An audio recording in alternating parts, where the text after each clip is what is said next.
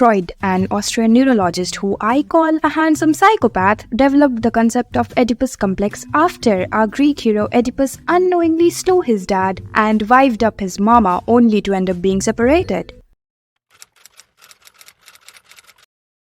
According to Freud, brides aged 3 to 5 have the audacity to allow themselves to be sexually attracted to the parent of the opposite sex and find the same-sex parent as their rival.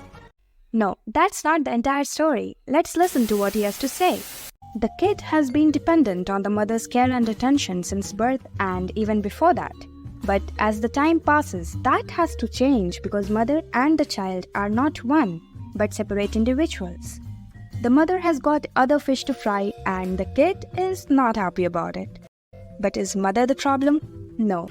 Whatever has the function of separating the kid from the mother is the problem. It's the other parent who too wants to love the kid. It's the sibling who shares the mother's love and attention. Or it's the sign on the washroom door which won't let the kid come with the mother. A sense of jealousy erupts in the kid and they are ready to move mountains if that is what it takes to monopolize her love and attention. This intense desire manifests itself in overtly sexual ways. So, it's not that out of the blue a 3-foot toddler feels the desire to make love with the mother. In fact, the thought might not even cross his conscious mind.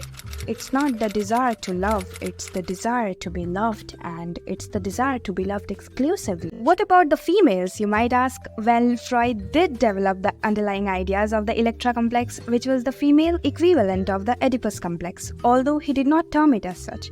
It was Carl Jung who expanded on the theory by labeling it the Electra complex.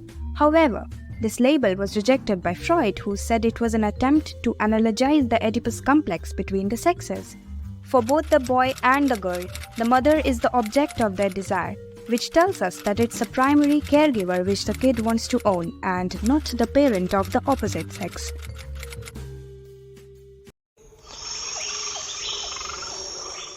Soon, the kid has to accept the fact that he cannot be the center of mother's love and attention, and that he has to make peace with it. This process is complex and violent. It's a conflict which manifests itself in the form of Oedipal trauma. As per Freud, it's a universal trauma and every human goes through it. A person's way of resolving or inability to resolve this trauma is central to the formation of one's personality and other important aspects of life. As per Freud, unresolved Oedipal dilemma could lead to homosexuality and other perversions. Unresolved complexes for the boys tend to be correlated with the mother's intense and unusual closeness to the child, which then interferes with the son's identification with his father, and thereby blocks the resolution and develops a strange feeling of resentment towards him.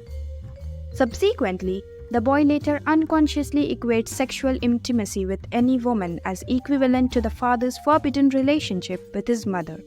This creates an intensified sexual anxiety and inferiority and guilt in pursuing heterosexual relationships.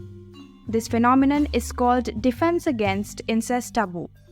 Boys with this issue showed harm anxiety during preschool. They were dissociated with masculinity and withdrew from same-sex peers. Freud noted that a female's attitude towards the male sex organ was significant to their sexual orientation. The resolution of the Oedipus complex typically occurs through the process of identification and orientation with the same-sex parents.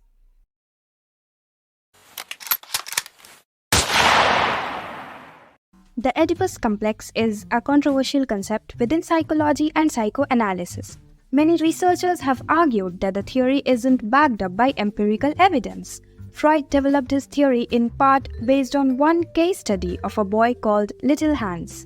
He argued that the boy's equinophobia, fear of horses, was related to his fear of his father. However, later large-scale studies have not been able to verify the existence of the Oedipal conflict. Oedipus complex relies on several assumptions about typical family structures, identities, and experiences.